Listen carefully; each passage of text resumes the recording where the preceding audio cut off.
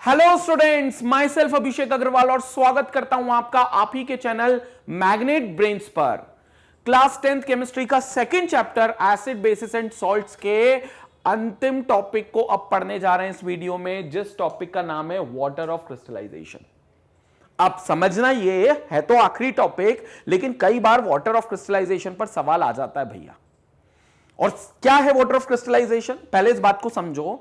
जब अपन नमक की बात करते, कोई भी नमक हो, जरूरी नहीं है कि हम जो यूज करते किचन में देश का नमक, टाटा नमक, उसकी बात करूं, हम किसी भी नमक की बात कर सकते हैं। वो नमक में कई बार आपको थोड़ी सी नमी मिल जाती है। नमी मतलब थोड़ा सा मॉइस्चर मिल जाता है, मतलब कुछ वाटर उसके ऊपर जमना शुरू कर देता है। और वाटर के फॉर्म में जब वो नमक आता है तो उसको हम बोलते हैं हाइड्रेटेड नमक, हाइड्रेटेड सॉल्ट। मतलब अगर मैं बेसिक बात करूं तो बेसिक बात यह है कि जब सॉल्ट की बात की जाती है तो सॉल्ट दो प्रकार का हो सकता है। एक होता है ड्राई सॉल्ट, जिसको हम एनहाइड्रस सॉल्ट बोलेंगे। एनहाइड्रस सॉल्ट, एनहाइड्रस मतलब बिल्कुल सूखा नमक है, जिसको बिल्कुल भी वाटर मॉलिक्यूल नहीं है, तो इसको हम एनहाइड्रस सॉल्ट बोल देंगे। कोई वाटर मॉलिक्यूल नहीं है इसके अंदर, बिल्कुल सूखा ड्राई सॉल्ट है, मतलब पूरी तरीके से इसके अंदर अगर कुछ वाटर रहा होगा तो वो वाटर निकाल दिया। आप कैसे निकाला, हीट करा होगा, किसी अलग तरीके से निकाला होगा, वो एक अलग तरीके हैं, लेकिन वो एनहाइड्रस सॉल्ट होगा। लेकिन जब इस एनहाइड्रस सॉल्ट को आप ह्यूमिड कंडीशंस में रखो, या इनकी प्रिपरेशन जब ऐसी जगह पर हो जहां वाटर के बनने की भी संभावना हो, तो कुछ वाटर इस एनहाइड्रस सॉल्ट के साथ अटैच हो जाता है।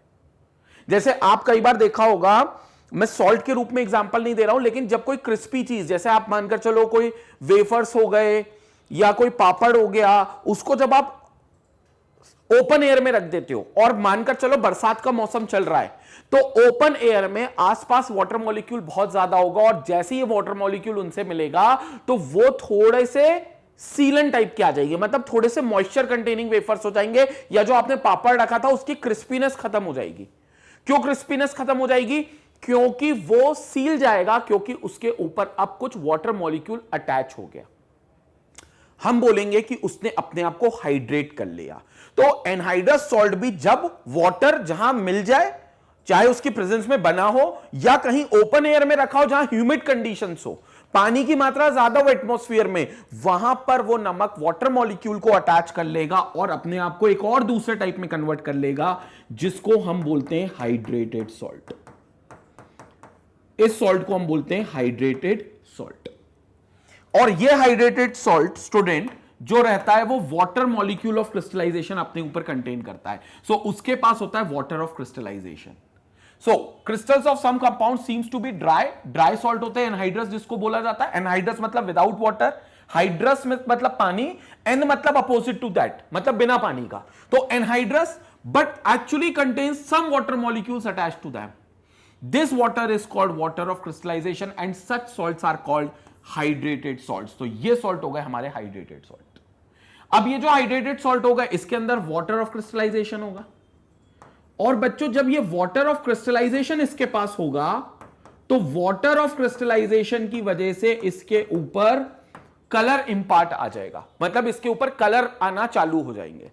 तो हो सकता है एनहाइड्रस सॉल्ट का कुछ और कलर हो, जो कि जनरली कलरलेस होते हैं या व्हाइट कलर के होते हैं, लेकिन इनके सॉल्ट में जीवन में रंग आ जाता है, जीवन में कलर आ जाते हैं अगर वाटर मॉलिक्यूल इनसे अटैच हो जाए, मतलब वो हाइड्रेटेड सॉल्ट बन जाए। तो वाटर ऑफ क्रिस्टलाइजेशन की वजह से it develops a current on themselves, और they develop the current on itself. Hydrated salt के ऊपर कलर आ जाता है, they develop colour on itself. तो उनके ऊपर क्या आ जाता है भैया? कलर आ जाता है, और उनके अंदर कलरेशन इंपार्ट हो जाती है। तो मैं लिख देता हूं कलरेशन। सो ये सॉल्ट का कलर आ जाता है, which is called colouration of salt. Example दूं कलरेशन ऑफ सॉल्ट के, एग्जाम्पल अपन डिस्कस कर लेते हैं। तो जैसे अपन बात करें कॉपर सल्फेट की, अब मैं कॉपर सल्फेट की बात करता हूं। तो कॉपर सल्फेट अगर एनहाइड्रस है, CuSO4, अगर आपके पास कैसा है एनहाइड्रस है, तो इसके पास व्हाइट कलर होगा, मतलब सिंपल व्हाइट कलर होगा। लेकिन जब आप इसको हाइड्रेट कर दोगे तो क्या होगा? हाइड्रेट करने की भी एक टेंडेंसी होती है हर सॉल्ट की, जैसे copper sulphate CuSO4.5H2O 5 water molecule of crystallisation बना लेता है। अब ये अपने ऊपर कलर जो लाता है that is called blue colour. तो इसके ऊपर जो कलर आता है वो पर्शियन ब्लू कलर आता है, मतलब हम कह सकते हैं कि अब इसके पास एक ब्लू कलर आ गया, और ब्लू कलर मतलब कॉपर सल्फेट .5H2O है। CuSO4 ये जो था ये एनहाइड्रस था, ये वाला जो CuSO4 था दिस वाज एनहाइड्रस, तो ये एनहाइड्रस CuSO4 था, जबकि ये वाला आपका हाइड्रेटेड है। This is called your hydrated CuSO4, so this is hydrated one.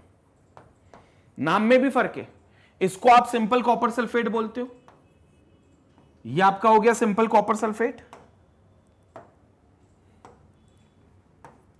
This is called copper sulphate, और ये हो गया copper sulphate pentahydrate, so this is called copper sulphate pentahydrate. Penta क्यों? क्योंकि 5 वाटर मॉलिक्यूल हैं, और हाइड्रेट इसलिए क्योंकि वाटर मॉलिक्यूल है, तो 5 हैं इसलिए पेंटा, वाटर मॉलिक्यूल है इसलिए हाइड्रेट, तो इसका नाम हो गया पेंटाहाइड्रेट। अब आप देखोगे CuSO4 जब अकेला था तो भैया सफेद रंग का था, लेकिन जब 5 वाटर ऑफ क्रिस्टलाइजेशन इसके ऊपर अटैच हो गया, 5 वाटर मॉलिक्यूल इसके ऊपर आ गए, मतलब अब इसको थोड़ा सा मॉइस्ट कर दिया, इस नमक के अंदर थोड़ी सी नमी आ गई क्योंकि पानी ऐड हो गया, और नमी के आते ही कलर भी बदल गया, जो व्हाइट कलर था वो अपने आप को ब्लू कलर में चेंज कर गया। ये होगा आपका कॉपर सल्फेट का केस। सिमिलरली आप ऐसे ही देखोगे आयरन सल्फेट की कहानी में, आयरन सल्फेट की भी कहानी मैं आपको बता देता हूं। आयरन सल्फेट अगर एनहाइड्रस रहा, सो एनहाइड्रस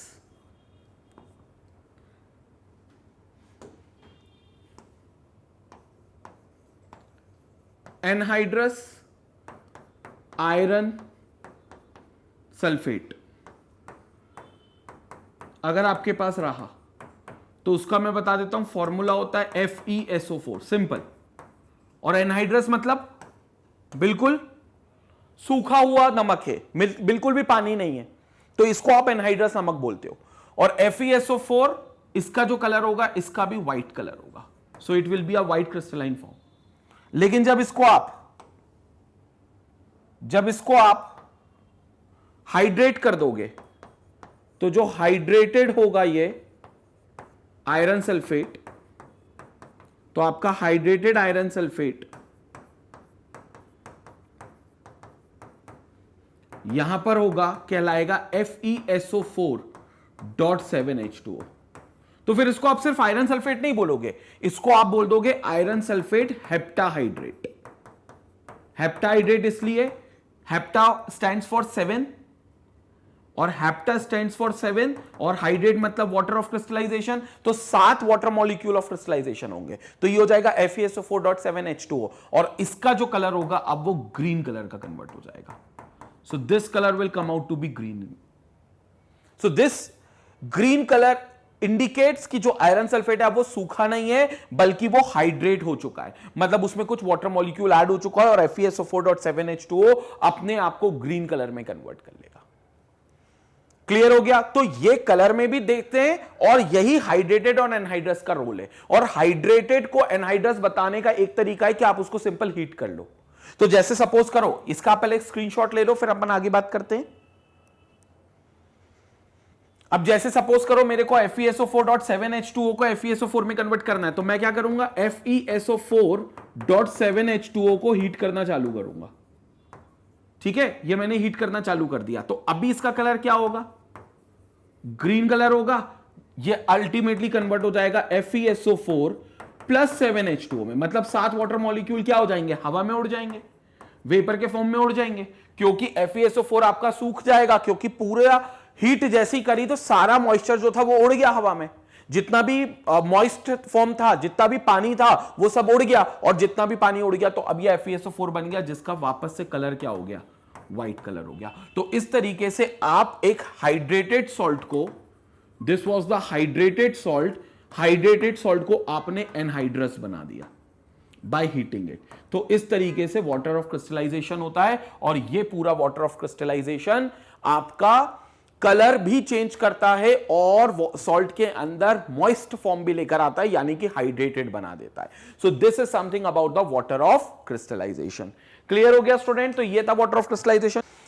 अब हम लोग देखेंगे अगले वीडियो में एनसीईआरटी के कुछ क्वेश्चंस, एग्जाम्पलर प्रॉब्लम्स और बैक एक्सरसाइज के क्वेश्चन. तो एसिड बेसिस एंड सॉल्ट्स में जो एनसीईआरटी के एग्जाम्पलर प्रॉब्लम्स हैं और जो बैक एक्सरसाइज के क्वेश्चंस हैं, उनको बच्चों हम लोग डिस्कस करेंगे अपने अगले वीडियो में, क्योंकि मैं चाहता हूं मैग्नेट ब्रेन्स चैनल के सब्सक्राइबर्स और व्यूअर्स अपनी एनसीईआरटी को कंक्रीट करते हुए चले और एनसीईआरटी के सारे क्वेश्चंस मैं चाहता हूं मैं आपके साथ डिस्कस करूं.